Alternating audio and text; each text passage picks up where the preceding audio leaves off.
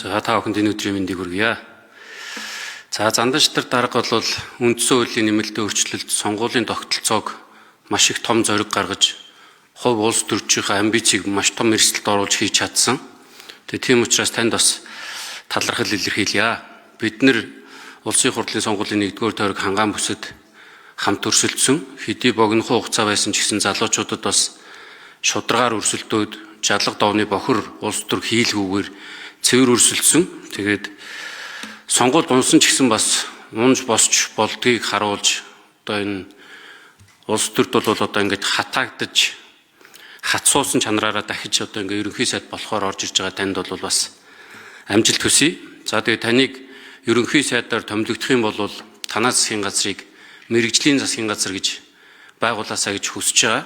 За учир нь бол бид нар өнгөрсөн хугацаанд дан дээлтэй, давхар дээлтэй гэж яриад энэ улсын хурлын гишүүдээ сайдад томилоод одоо бүр сүүлдээ дан байтгаа бүр хэдэн давхраар нь ч гэсэн гишүүдээ сайд болгож үзээд Монгол улс олигтой үр дүнд хүрж хөгжиж чадаагүй. Тэгээ одоо бодит байдлыг ингээд орж ирээд харахад бол нэгд өдөр намын бүлгүүд хуралдаж байна. 2 дахь 3 дахь өдрүүдэд бол ажлын хэсэг байнгын ороод хуралдаж байна. 4 дахь өдөр 5 дахь өдөр чуулга хуралдаж байна. За сүүлдээ 126 гишүүнтэй болсон чуулган бол бүр хонж өмжин хуралддаг болсон. Сайд нар тэнцээ засгийн газрын ажлыг хийгээд байх цаг завын хувьд бол маш их одоо тийм хязгаарлагдмал байдал нөхцөл байдал харагдаад байгаа.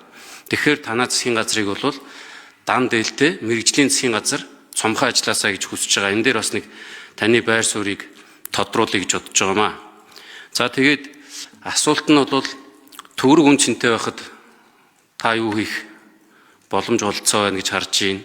Малын гаралтай түүх хийдийг үн цэнтэй болгоход юу хийх боломжтой гэж та үзэж байна. Хавтгаарсан халамжийг зоригтойгоор бууруулахад таны эр зориг юу хийж чадах вэ гэсэн иймэрхүү асуултуудад хариулт өгөөч. За занданчдар дарга хариулт өгье.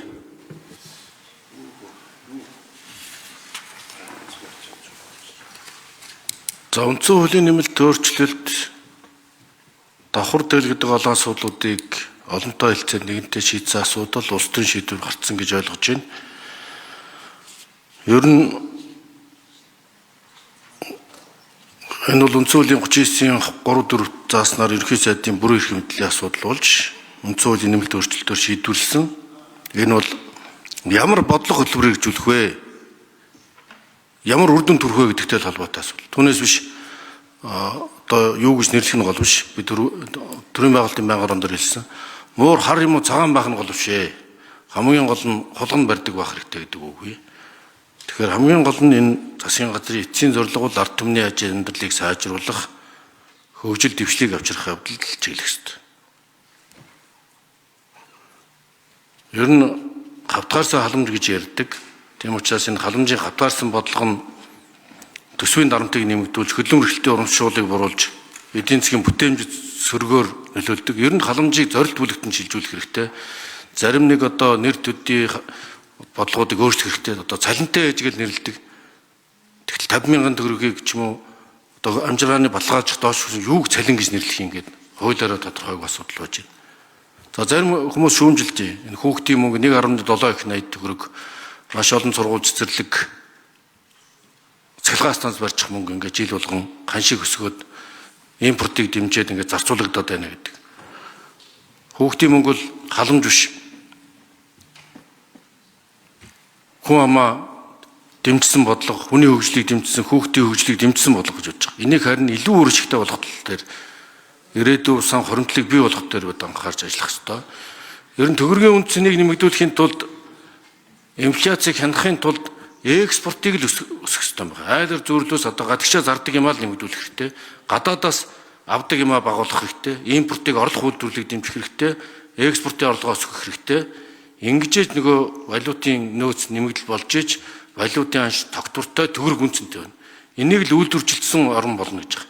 Үйлдвэржилтийн бодлогыг амжилттай хэрэгжүүлж үйлдвэрчсэн улс л ажлын байр бий болж ажлын орлого нэмэгдэнэ.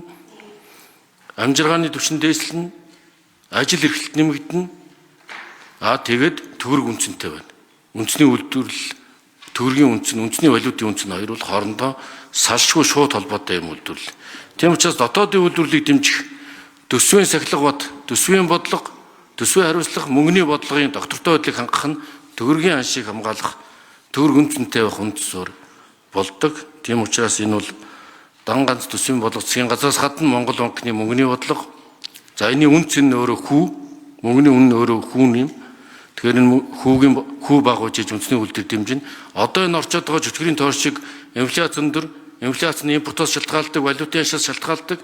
За тэгээд ханшийн өсөлт нь эргээд үнийн өсөлтөндөө нөлөөлдөг, зээлийн хүүг өндөр байлгадаг. Энэ тооргоос л зоригтой шийдлийг гаргах шаардлагатай байна. Ингэж төгрөг үнцэнтэй бол.